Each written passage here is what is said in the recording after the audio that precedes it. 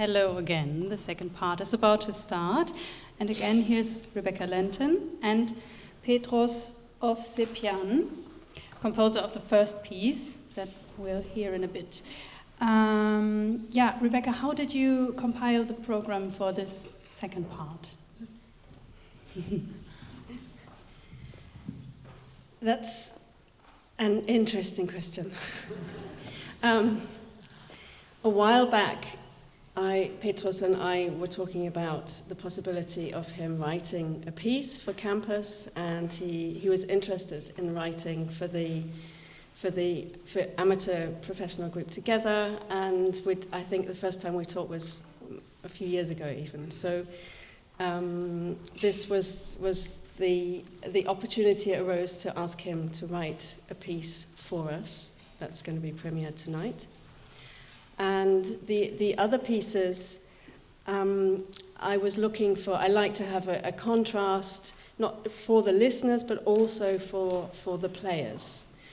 And as I've been doing this for a while now, I know that there's obviously different things that people like playing more or less. But I wanted to be a contrast, so sometimes it's playing normal notes, sometimes it's playing extended techniques with notes, sometimes it's playing graphic score or text score. So in the program eventually came together with the text part, the conceptual pieces by Peter Ablinger and Pauline Oliveros, which is then where even the audience is invited to take part. More on that later. And then for the last piece, I wanted something rhythmical that the players can sort of get their teeth into. And ended up, we had last year, just with the campus ensemble, so that was about 8 players. We often create our own pieces, so we do a sort of group composition where we take a theme, and everybody collects ideas or sometimes field recordings. We've had sketches, we've had various things, photos. And sometimes it takes a while to agree on a theme. This one ended up being Automatenmensch, so the idea of machine-human, and decided to take this piece and arrange it for large orchestra. So that's, and to that, there are 3 movements, and worth mentioning that part of the machine bit, we asked ChatGPT to write the first movement. And it already posed problems, because we tried it out and thought, there's something missing, and there's this sort of a need to try and make it more musical, to try and form it, to try and make it, get a soul into it. And so I tried to be more or less purist and said, well, if that's what we're doing, we'll stick to ChatGPT's plan. So that's more or less, the rest you can hear in a minute. It's so funny that you say that, because in the cab we took to get here, we just had a discussion about ChatGPT texts saying the soul is what is missing, and it's so funny that you are now saying the same basically for music. So it's also, I think, calming down to hear that humans are still necessary. Could you also say what happens in the second and the third movement, or what the material was?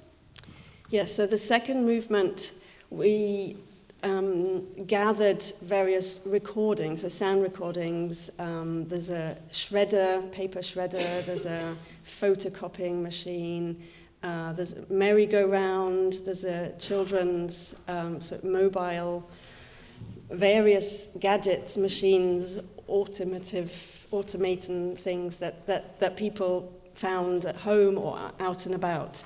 And that's been put together, and we play with and around those sounds, but also taking something which is you'll all recognize, just very, very human, which definitely does have a soul. The third movement,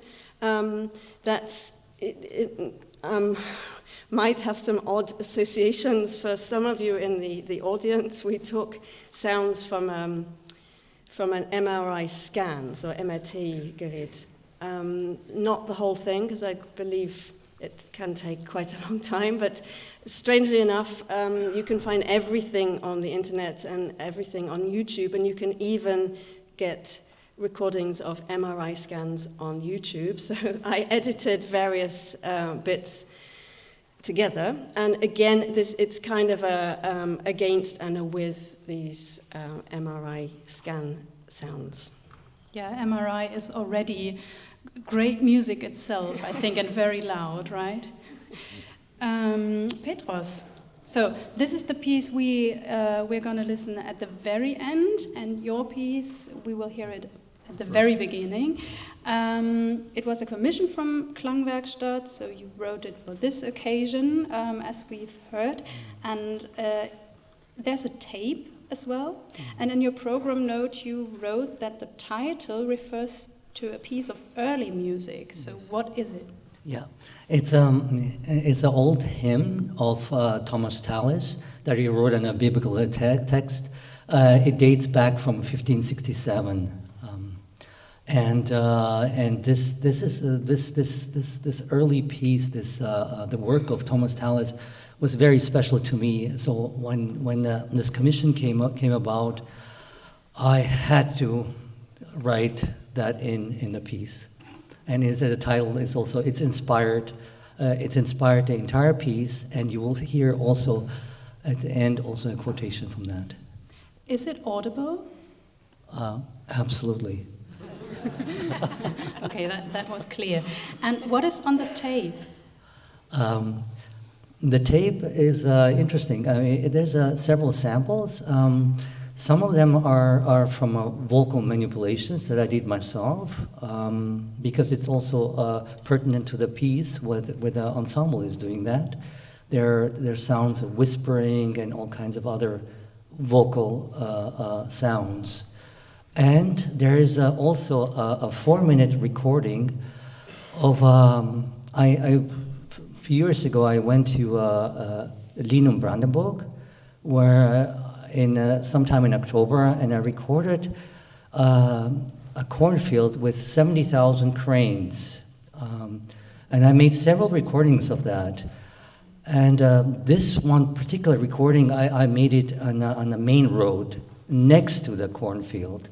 So you have a dichotomy of human-made sounds with a car driving by, and the sounds of the cranes. So it's, in a way, it's almost like a, sign of our times, the development of a human nature versus the humans versus the nature. Yeah. Okay, thank you so much. I think that's it for now. Enjoy the second half.